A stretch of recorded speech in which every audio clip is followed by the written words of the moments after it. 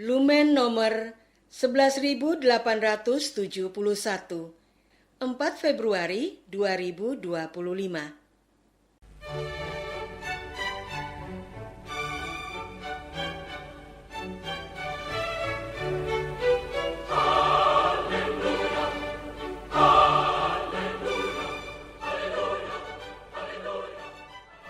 Saudara pendengar di segenap penjuru tanah air, selamat bergabung dengan Lumen Indonesia.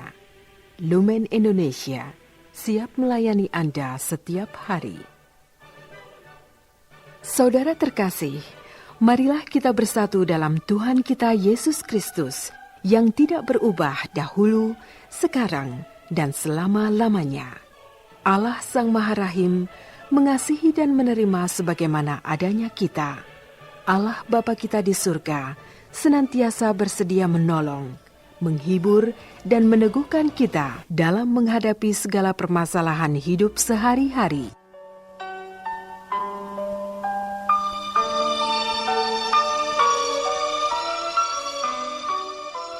Saudara-saudari, marilah kita mendengarkan renungan dengan judul Bagaimana cara melepaskan keraguan?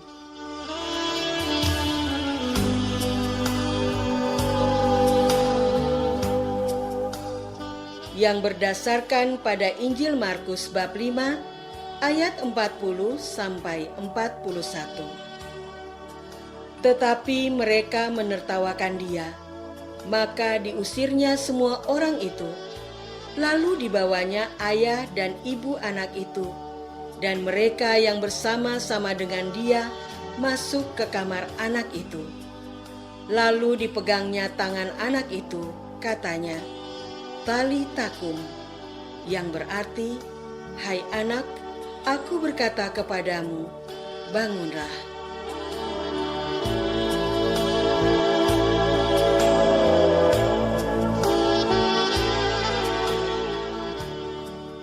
Dalam nama Bapa dan Putra dan Roh Kudus.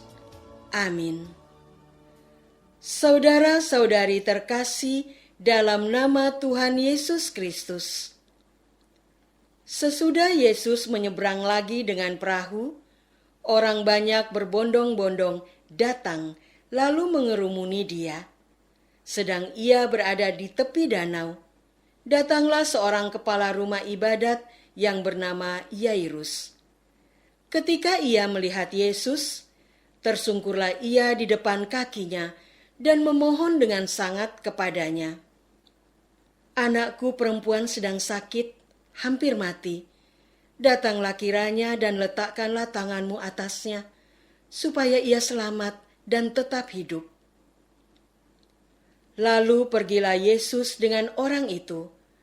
Orang banyak berbondong-bondong mengikuti dia dan berdesak-desakan di dekatnya. Saudara-saudari terkasih, adalah di situ seorang perempuan yang sudah 12 tahun lamanya menderita pendarahan. Ia telah berulang-ulang diobati oleh berbagai tabib, sehingga telah dihabiskannya semua yang ada padanya. Namun sama sekali tidak ada faedahnya. Malah sebaliknya, keadaannya makin memburuk. Dia sudah mendengar berita-berita tentang Yesus. Maka di tengah-tengah orang banyak itu, ia mendekati Yesus dari belakang dan menjamah jubahnya. Sebab katanya, asal kujamah saja jubahnya, aku akan sembuh. Seketika itu juga berhentilah pendarahannya, dan ia merasa bahwa badannya sudah sembuh dari penyakitnya. Pada ketika itu juga, Yesus mengetahui bahwa ada tenaga yang keluar dari dirinya. Lalu ia berpaling di tengah orang banyak dan berkata, "Siapa yang menjamah jubahku?" Murid-muridnya menjawab, "Engkau melihat bagaimana orang-orang ini berdesak-desakan dekatmu, dan engkau bertanya, siapa yang menjamah aku?" Lalu ia memandang sekelilingnya untuk melihat siapa yang telah melakukan hal itu. Perempuan itu yang menjadi takut dan gemetar ketika mengetahui apa yang telah terjadi atas dirinya, tampil dan tersungkur di depan Yesus, dan dengan tulus memberitahukan segala sesuatu kepadanya. Saudara-saudari terkasih, maka kata Yesus kepada perempuan itu, "Hai anakku, imanmu telah menyelamatkan engkau. Pergilah dengan selamat dan sembuhlah dari penyakitmu." Ketika Yesus masih berbicara, datanglah orang dari keluarga kepala rumah ibadat itu dan berkata, "Anakmu sudah mati. Apa perlunya lagi engkau menyusah-nyusahkan guru?" Tetapi Yesus tidak menghiraukan perkataan mereka dan berkata kepada kepala rumah ibadat, "Jangan takut, percaya saja." Lalu Yesus tidak memperbolehkan seorang pun ikut serta kecuali Petrus, Yakobus dan Yohanes, saudara Yakobus. Mereka tiba di rumah kepala rumah ibadat, dan di sana dilihatnya orang-orang ribut, menangis, dan meratap dengan suara nyaring. Sesudah ia masuk dan berkata kepada orang-orang itu, "Mengapa kamu ribut dan menangis? Anak ini tidak mati, tetapi tidur." Tetapi mereka menertawakan dia. Maka diusirnya semua orang itu, lalu dibawanya ayah dan ibu anak itu, dan mereka yang bersama-sama dengan dia masuk ke kamar anak itu. Lalu dipegangnya tangan anak itu, katanya, "Talita kum," yang berarti, "Hai anak, aku berkata kepadamu, bangunlah." Saudara-saudari terkasih, seketika itu juga anak itu bangkit berdiri dan berjalan, sebab umurnya sudah 12 tahun. Semua orang yang hadir sangat takjub. Dengan sangat ia berpesan kepada mereka, supaya jangan seorang pun mengetahui hal itu, lalu ia menyuruh mereka memberi anak itu makan. Kisah hidup dalam firman hari ini menunjukkan kepada kita betapa besarnya kekuatan dari iman. Kepercayaan penuh kepada Allah, Sang Penguasa semesta, membuat hal yang mustahil dengan mudah menjadi kenyataan. Itulah mujizat yang Allah berikan. Namun demikian, rasa khawatir seringkali muncul menyurutkan iman. Pada saat demikian, baiklah kita hening sejenak untuk mencerna rasa keberadaan dari konflik batin yang sedang berkecambuk. Setelah beberapa detik, kita salur dan lepaskan keberadaan konflik tersebut melalui nafas panjang teratur. Biasanya ada ampas konflik berupa rasa tidak nyaman pada bagian tubuh tertentu. Baiklah, melalui nafas teratur, kita salurkan ampas rasa tersebut ke arah telapak tangan yang terbuka.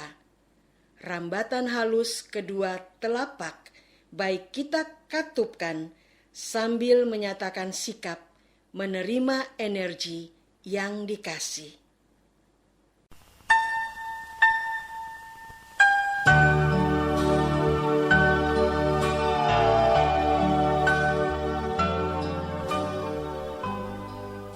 Saudara terkasih, marilah kita masuk dalam saat hening sejenak untuk meresapkan renungan yang baru saja kita dengar bersama dalam kehidupan iman kita masing-masing.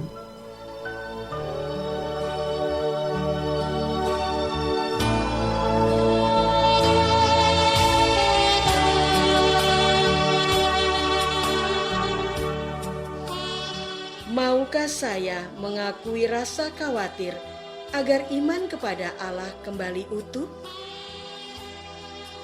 Marilah kita berdoa. Tuhan Yesus, terima kasih atas teladan hidup-Mu yang beriman penuh kepada Allah Bapa. Kami akui, batin kami kerap didera rasa khawatir yang menyurutkan iman. Bimbinglah kami untuk menerima penuh rasa ragu yang hadir agar lepas tuntas.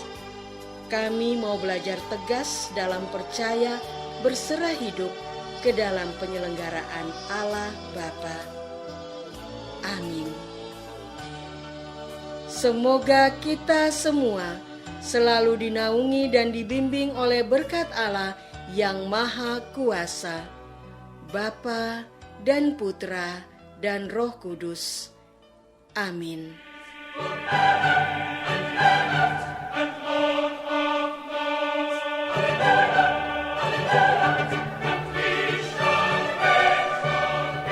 Dengan penuh kasih dan sukacita, Lumen Indonesia mengundang saudara-saudara seiman di segenap penjuru tanah air.